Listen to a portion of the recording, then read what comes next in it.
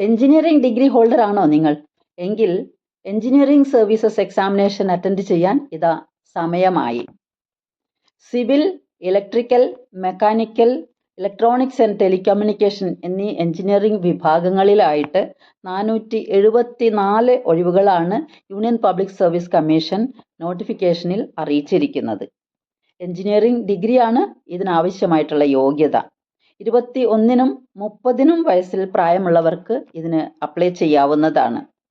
2026 ഫെബ്രുവരി 8 നടക്കുന്ന പ്രിലിമിനറി എക്സാമിനേഷൻ്റെയും അതിനുശേഷം നടക്കുന്ന മെയിൻ എക്സാമിനേഷൻ്റെയും അതുപോലെ ഇൻ്റർവ്യൂവിൻ്റെയും അടിസ്ഥാനത്തിലായിരിക്കും സെലക്ഷൻ നടക്കുന്നത്.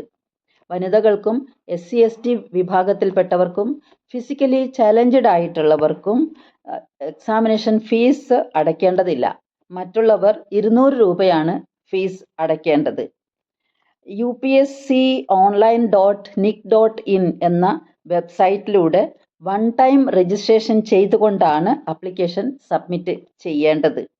Last date for submission of application 16th October ആണ്. വിശദ വിവരങ്ങൾക്ക് www.upsc.gov.in എന്ന വെബ്സൈറ്റ് സന്ദർശിക്കാവുന്നതാണ്. Thank you for listening.